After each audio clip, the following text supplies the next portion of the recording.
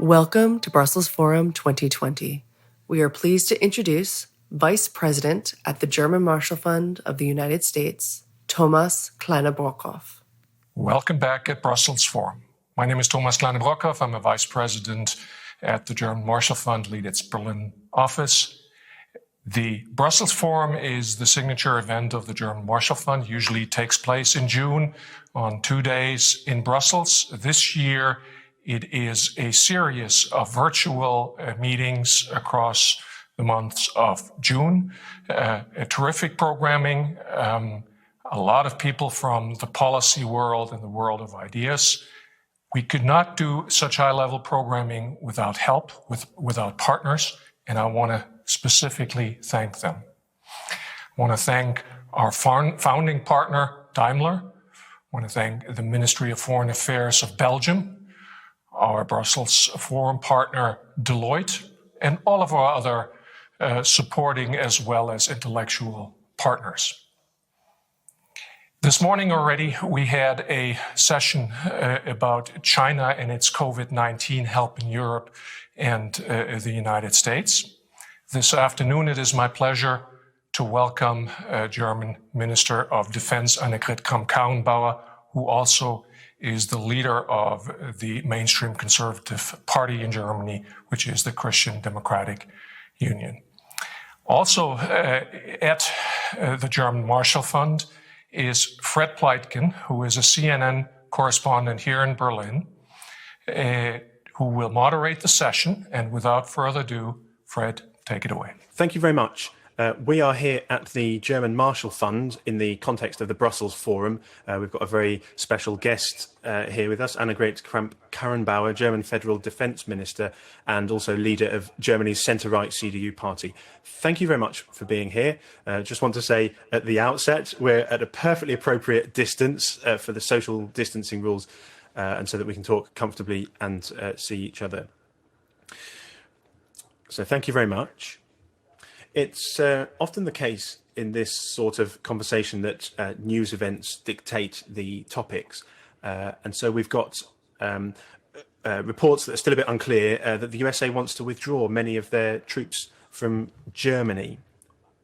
That's the Trump administration. What is your reaction to that? Can they do that? And what would that say for the United States under President Trump as a reliable partner in NATO?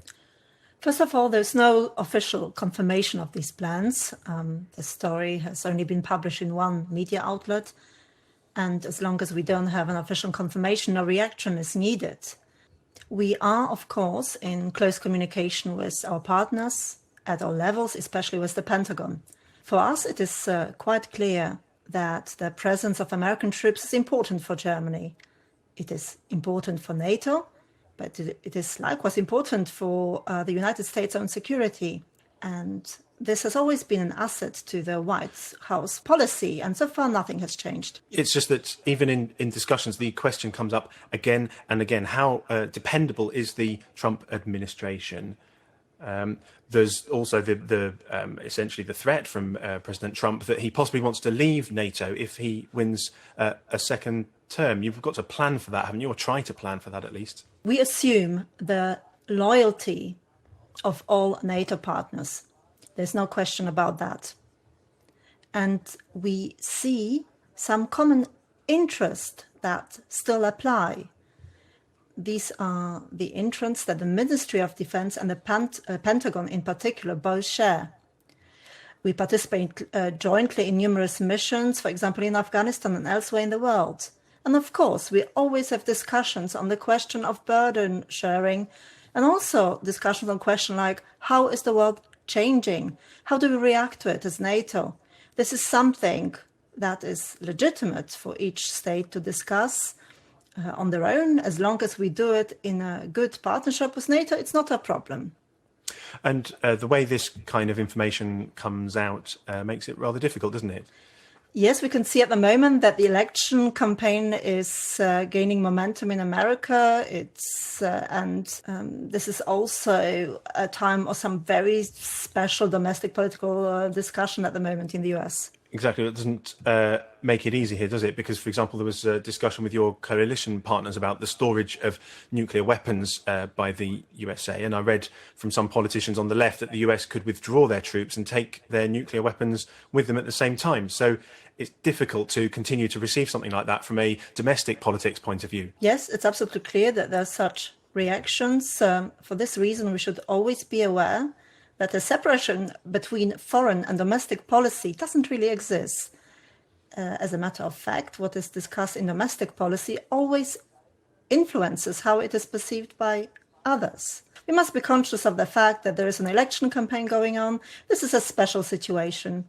And this is why the American side, our partners also need to know, regardless of what other parties may think about it, that we have coalition agreements that make it very clear that we stand by our commitments. So this discussion is no longer an issue? Definitely, we have a coalition agreement. Nothing else is written there. And whoever wants to change this underlying architecture and access, not only for Germany's security, but also for NATO as a whole in Europe, whoever wants to change this concept of deterrence has to address it during the election campaign, and this will have to be debated. So what sometimes happens, what we might call a discord between NATO member states, which are probably seen favourably in Moscow, how can Germany, in this situation, project more strongly for other NATO partners against the Russian Federation, which especially in the last few years, especially since President Trump has been in office, has seemed stronger and stronger along its western border, NATO's eastern border? We could do this in particular by leaving no doubt in Germany that we stand by NATO and that we are also fulfilling our responsibilities. This means that we deliver our capabilities we have pledged to NATO and which are expressed in the 2%.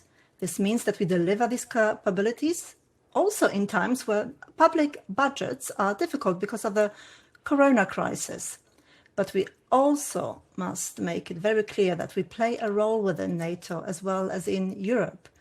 And what has always set us apart is that we are a link and a hub between East and West, for example, with regards to the particular threats perceived by Northern Europeans, the Baltic states, the Eastern Europeans, and possibly there's another perception, another interest on the southeastern flank.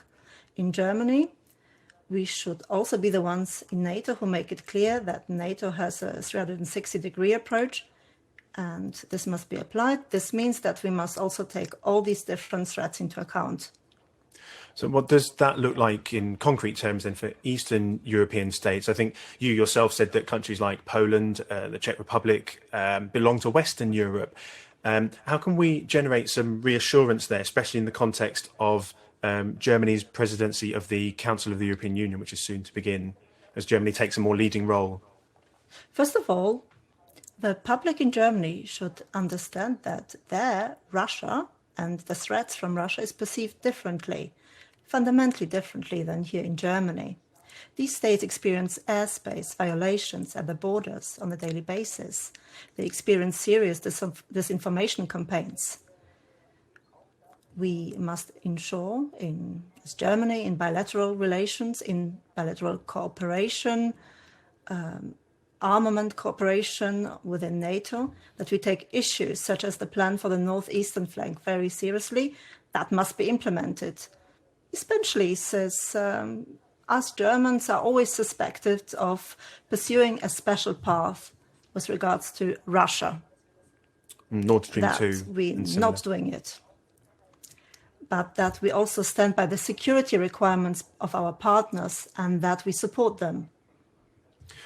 Was there the idea from President Trump to possibly invite Vladimir Putin to a special G7 summit? I think that was pretty much denied by European states, wasn't it? There was a unanimous opinion, which I also very much welcome, with regard to the annexation of the Crimea and eastern Ukraine, that the behavior was contrary to international law and must be rectified. And until it is rectified, Russia cannot take on the international role that it had before. And this excludes equal participation in the G7 summit. Are there concrete measures within the context of the Council presidency to promote defence issues a little within the EU?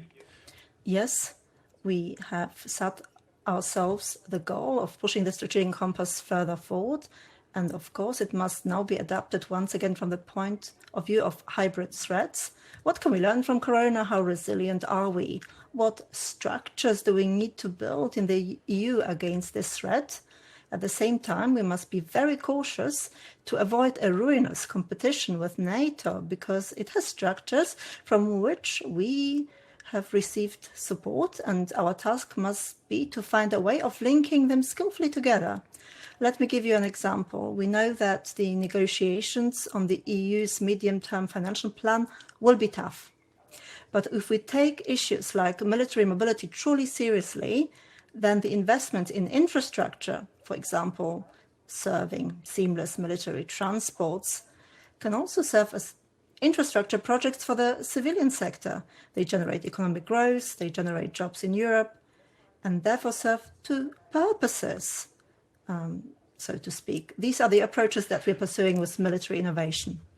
And if I can just ask you there, what's the situation with regard to military innovation?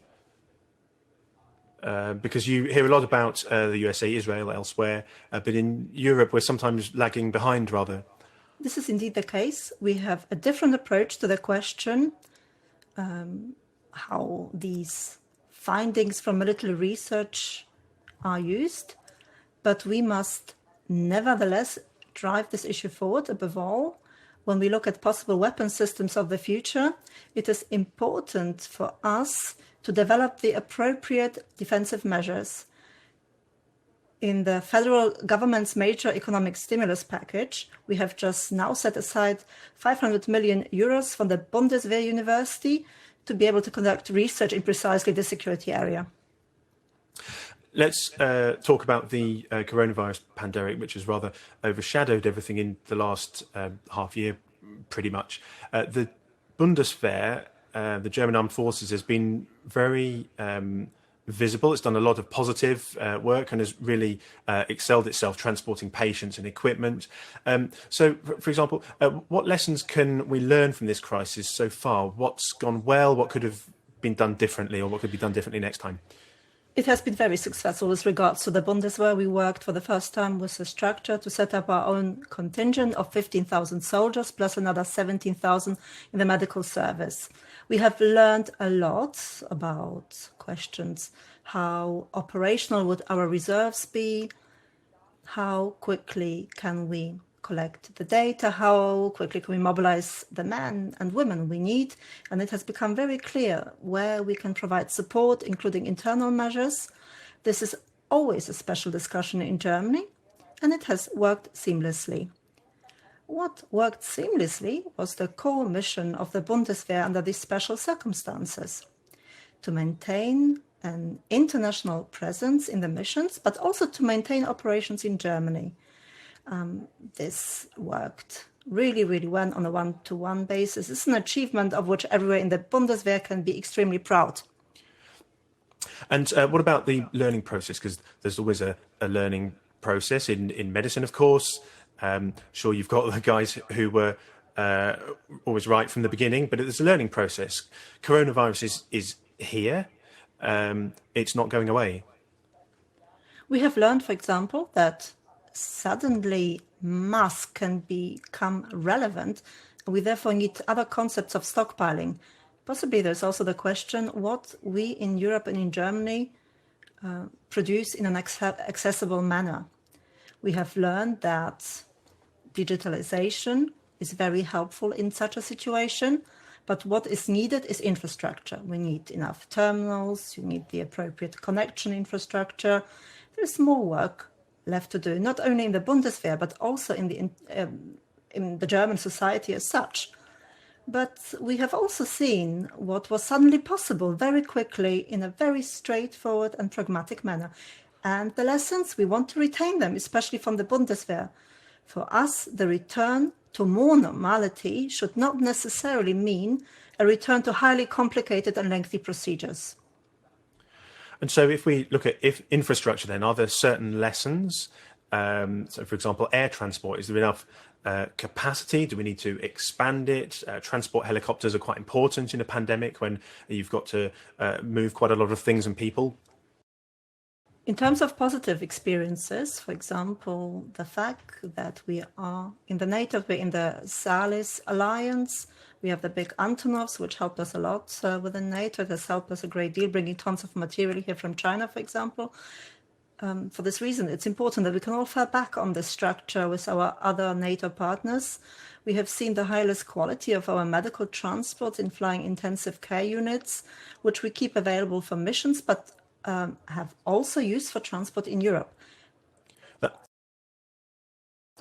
That was one of the most successful, wasn't it? This was one of the most successful ones, most successful opportunities, but we also see that countries like France, for example, have experimented with a TGV conversion, very interesting project, and want to consider for the whole of Europe whether this structure should be rebuilt. It used to exist in the past during the Cold War, but I think that we have seen during the Corona crisis that it's good to have such structures in place. One of the things we're reporting about internationally is that in Germany, the response to the coronavirus crisis has been seen as rather successful. But you can be the victim of your own success. So, for example, whether we should have closed so much or let it get as far. Are you afraid that the question might be asked whether in these times where money is tight, there have to be cuts in the future? There will be a debate, for sure, as far as the entire federal budget is concerned. And this won't be just an isolated discussion in Germany. I'm in close contact with many colleagues in the defense ministries all over Europe. And there is roughly the same debate everywhere. What we have seen during the Corona crisis is that what it actually means, that security or stockpiling of protective goods is seen as a cash position when reacting in a crisis. Security costs money internally and externally. And it's quite clear that security is not just a question of a cash position. And we must look for intelligent approaches to make it clear that behind every piece of equipment in the Bundeswehr, but also in every other army, there's always industrial policy, above all national industrial policy, and jobs, which are significant in a period when we are trying to restart and to revive the economy, including the industrial economy. So it doesn't really make any sense that the public sector, including the defense budget, should be cut back first and then boosted elsewhere. And that was one of the main points of criticism by the Trump administration, that Germany spent too little on defense. We have made enormous efforts in recent years, especially since 2014. But since the occupation of Crimea in eastern Ukraine, a rethinking process has begun throughout the alliance and also in Germany. We are now on this path and we want to continue along it. It's not just about percentages here. It's also about some very specific military capabilities which we have promised to contribute to NATO. And our friends and our allies in this alliance are relying on these capabilities. So the target of 1.5% up to 2024 was specified. You're not wavering. I mean, this discussion will be difficult, won't it? It will be difficult, above all, because the capabilities behind the 1.5% are the ones that we have to deliver. It's not just a question of the percentage. Of course, it will be difficult because at a time when you experience a massive slump in economic growth, you will reach 1.5% more quickly than before. But the crucial point is always, what is the capability behind it? And what is around this capability that we have promised to achieve? For that, I need a certain amount of money, a certain amount of cash, of armament projects, and this is why this journey must continue. And a relatively large investment is needed, as various military equipment is gradually aging. For example, multi-purpose warships, weapon system replacements, and then, of course, combat aircraft. there's a choice between the F-18 and the French-German project. What's the position on that? First of all, the Sea Multi-Purpose Combat Ship of the future, MKS 180, we have now arranged everything in the tender, also as a participating companies. We arranged the budget submission.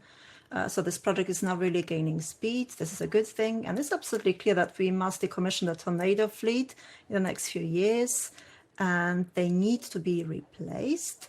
And in the meantime, until we have the new system in the future, the new fighter aircraft of the future, the FCA system together with France, will be replaced by a renewal of the Eurofighters in particular, but also in a small role as far as electronic combat and nuclear sharing are concerned, also by American aircraft. At least that's what we are at the that's what we're suggesting at the Department of Defense.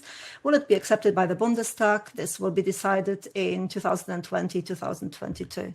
Yes, so 2022, we can reckon on a decision then, and in the meantime, the FCAS project? The FCS project is being driven forward very massively and very intensively, but it's something that will only take effect in the next years.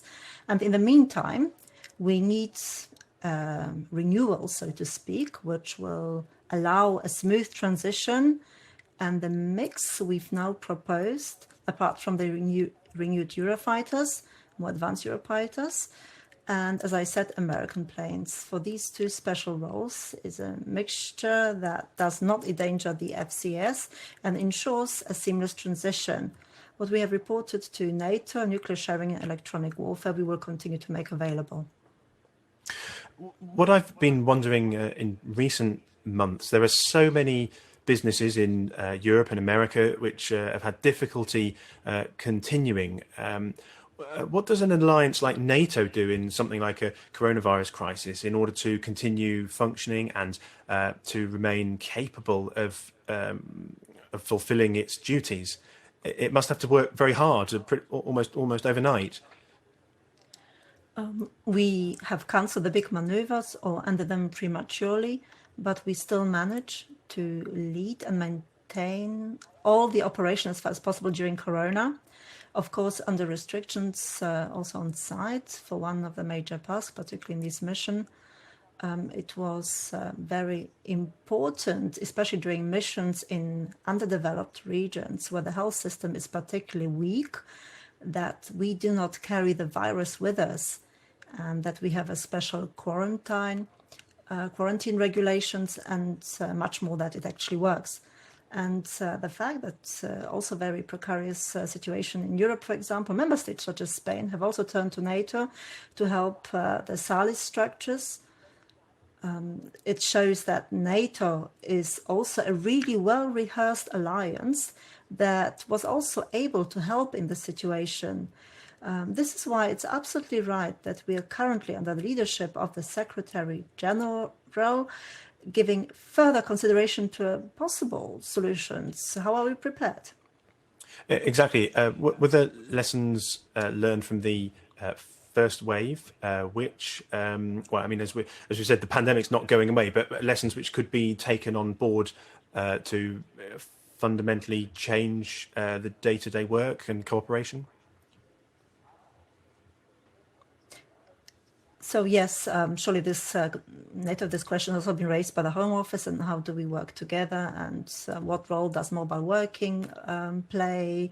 We have learned a lot also about the topic, how does the isolation works, the medical care, but we have also just seen how important it is to have such structures and stockpiling at NATO level. This is precisely something that we in Europe must now discuss during our presidency of the Council.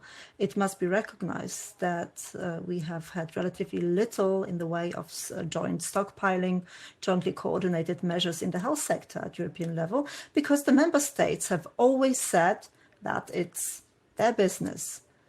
And now the crisis has shown how important it would have been if Europe had been able to provide aid quickly from a common pool. Okay, so if we talk about stockpiling, there's the sense that we're perhaps rethinking our cooperation and our relationship with China, what it could look like in the future. What are your thoughts on that? The relationship with China is a highly complex one. China is, of course, a very important partner for us, also a trading partner, not just for Germany, but also for Europe.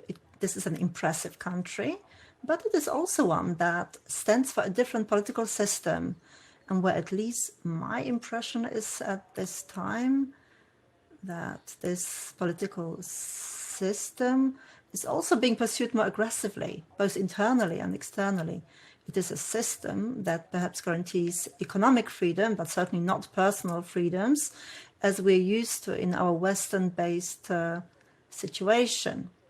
And this is why this question, how we deal with China, is a highly complex one, and one that has become even more acute as a result of the crisis. Yes, and when it comes to China, could we be more restrictive? Could we do more ourselves? People often talk about medical supplies being produced within a particular country. They talk about stockpiling. These are fundamental questions, and it's only in a time of crisis that we've seen how important they are.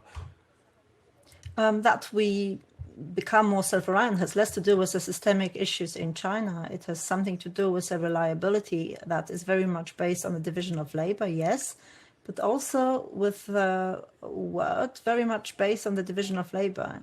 It is, of course, clear when a pandemic in a value chain occurs, it virtually paralyzes a country like China. Yes, and then you're dependent on who they sell to the first. We have just to find the right degree of national or European self-sufficiency, and at the same time maintain that we need a globalized system, because no country benefits from open multilateralism, as in the case of Germany and also in many other European states. The second question that arises is the question how possibly the geopolitical weights might shift. We are currently seeing at least a very tense situation between the United States and China. We see this in the Asian region, like-minded countries like Australia, Japan, and others. They also see China's increasing aggressiveness and naturally feel even more strongly the need for good cooperation with the EU and NATO. In this respect, the balance will shift. And for us, this also means that we have to enter into even closer cooperation and partnership with these like-minded countries. And how do you manage in a situation like that? You can't just cave in. If you look at the USA and China, it's a bit rocky. There's already an economic war, and you just wonder what else could happen. For example, in the region that I have just mentioned, there's a constant exchange, for example, with the Australian colleagues, also about the question of hybrid threats, such as those with fake news, which with these campaigns, we're currently having similar experiences with Russia. And there is some scope for exchange of views, and the fact that together we are trying to uphold the values-based work order that unites us, because as we see we are in a competitive system, and by no means all of us are convinced of the value of this value system. And it's not just a purely European affair. It is an affair in which we have to look for allies worldwide, and where we as Europeans, and this is also an important role that we could play as Germany, how to make it clear. The question how Africa is developing, who has influence there, it also has a question that is in Europe's direct interest, and that is why we should also be guided by our own values and become much more involved in Africa. I know one of the things that's been really important for you is increasing the appreciation and recognition of our soldiers within society. How has the coronavirus contributed to this or influenced this? There have been some specific measures for a project allowing soldiers who wear the uniform to travel by train free of charge. One of the aims of this project was to show that soldiers who are wearing the uniform, that they're visible. And I was very pleased that many of the fears that existed before about possible aggression or negative reactions to the men and women in uniform didn't happen, quite the opposite. The case was very, very positive feedback, and it has now been strengthened once again by the corona crisis, by the many achievements by the men and women from they worked in retirement homes to nursing homes in many different areas. And there is a new study just today, and it shows, which is quite interesting, that especially the younger generation in Germany would like the army to play a greater role in foreign policy. So this is quite, there's a lot of support for the Bundeswehr as organization.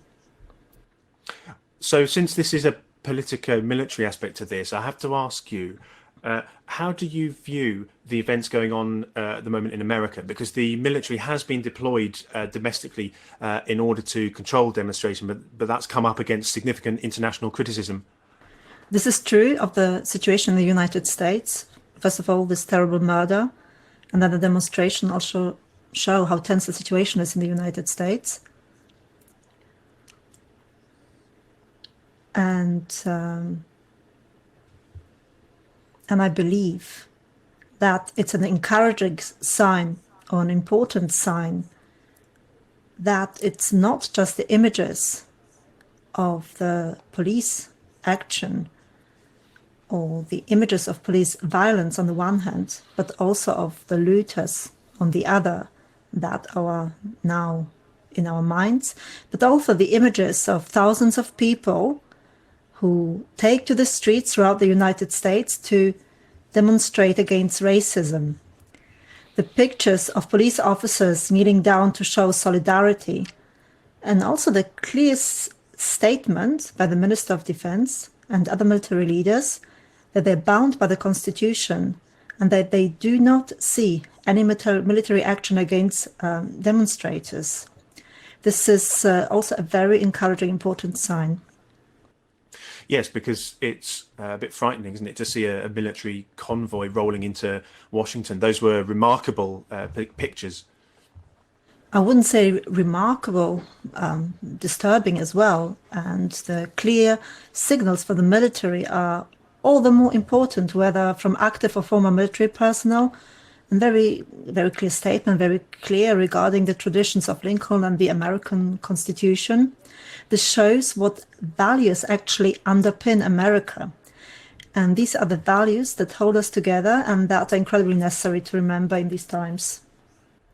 We've got some questions from our viewers, from our listeners now on our social media account. So they're in English. I'll obviously translate them. But how does the Bundeswehr deal with right-wing extremism within the forces? We take a very clear position. Extremists of any form, especially right-wing extremists, have no place in the Bundeswehr. This applies to the entire Bundeswehr, and that applies especially given the current events with the Special Forces Command. We have reformed and strengthened the military counterintelligence service. We are currently in the process of reforming the law so that it's possible to dismiss people more quickly. We set a clear message. We investigate the networks behind it. And there is a clear message for racists. Extremists have no place in the Bundeswehr. And the next question then, how do you see Germany's future role when it comes to NATO's nuclear deterrent? In my view, nuclear deterrence, and above all the concept of deterrence behind it, is one of the important cornerstones of our security architecture. we stand by this cornerstone without reservation.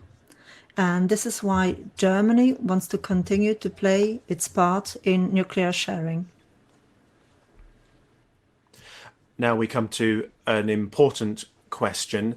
What does a modern military, in terms of staff, equipment, tools, and technical skills, look like to you? First of all, it is important that the soldiers, that it's a military that come from the middle of society, that also represents the entire society. And I also want to make clear that it's important that they really act on the basis of values, that they're very well trained, educated, and of course equipped. And that means for us that we also not just look towards present, but to future threats. So, for example, hybrid threats. What will the new weapons system look like in other weapons, autonomous devices, and everything that we're developing today? What we procure today must, of course, also be considered from the point of view that it will bring security not only in 2 years, in 3 years, but also beyond that. This means that we must be up to date, that we must, in fact, always be one step ahead, and that must be our ambition. But then the question, to what extent in society should the military be a driver of innovation? See that in the USA, for example. Is it possible? Is it desired? Is it something we could implement or would want to implement? We certainly cannot just copy the US or Israeli system. For especially in Israel, the military and research and the ideas and the added value they generate also make a major contribution to Israel's prosperity. But I believe that we must also become more open here. Much of what is happening in terms of threats, and in particular in the defense against them, will, for example, be happening in the future in connection with the issue of space. This is a very important point, and that's where we have to join forces. As I said, we have now, as part of our national package for overcoming the corona crisis, the economic crisis, for shaping the future, also try to research more in the area of a secure environment, especially with regards to digitalization, secure communications, and other aspects, to be given even more to the University of the Bundeswehr. Is it possible to develop civilian and military at the same time? For example, in Israel and America, universities you just mentioned, is that something we want? We have a very clear regulation, including in the scientific sector, which is very strict, also in its separation. But I believe that the Bundeswehr University in particular has a special character. We have great researchers there. Some of them are world leaders, and this is why we have to create our special nucleus there. We've now got a question from a student of European studies. Do you believe the EU should have its own army, or would that be a form of competition? I think that we need a lot of European cooperation in the sense of a European pillar within NATO. Today, we already have European units that work together. We've got bi- or tri-national corporations. I do not believe that it is a feasible prospect, at least not in the short term, to say that we're all giving up all our national armies and form a European army. But if in our projects on structural cooperation, PESCO or others, we really get to work together better and more closely in terms of equipment, procurement and cooperation, then we could spend much of what we are now spending in the individual national armies more or less in parallel. And we could already combine many of them and achieve better results. Okay, I've got a longer question now. Germany's handling of the COVID-19 crisis, including its Europeanist ambition, have created lots of respect for the country, yet several European countries are flabbergasted about Germany's nuclear sharing debate. They question whether Germany can ever be a true leader in Europe when they cannot be relied upon to shoulder the most basic and most important tasks of defence and deterrence. What do you tell these critics around Europe?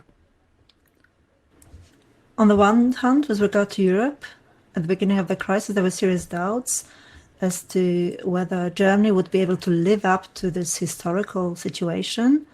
And it is a historical situation, so to speak, even in its responsibility. I think the answer has been given. It has been given as part of the Merkel-Macron, the recovery fund. It is given here as the major economic stimulus package here in Germany, because we see it, how important it is that we really do play our part as an economically strong nation in order to help the global economy as a whole to pick up the speed here in Europe. It serves us all, and we are a very clear and reliable partner in NATO. We are clearly a true provider. We provide our capabilities, and we also provide and stand by nuclear sharing. I said that we are an open nation. We can discuss everything politically, but the important thing is, what is the commitment of the government in this coalition? And the commitment is, we commit to nuclear sharing as long as there are no other political majorities in Germany, even an electoral decision supported by the citizens who might decide otherwise. We are a reliable partner. And next year in this election campaign too, I will do my utmost to ensure that Germany continues to live up to its responsibility in the world and in NATO. You have said that you're very keen on transatlantic cooperation. It's no secret the transatlantic relationship is not in good shape. To what extent do you think that this relationship can be renewed, can be as strong as before, and can perhaps be stronger in another form? How do you see the future of the transatlantic relationship? A real friendship, or the value of a friendship, is particularly evident when it is under stress. And I think it is fair to say that the transatlantic relationship is under stress at the moment. But it is precisely then that it's important to remember what we have in common. And I have already mentioned it in another context. The values on which America is founded are values that we also stand for, values from which we benefit. These are the values that set us apart, for example, from a system like China. We must never forget that. And we have many common interests, and we must hold on to them.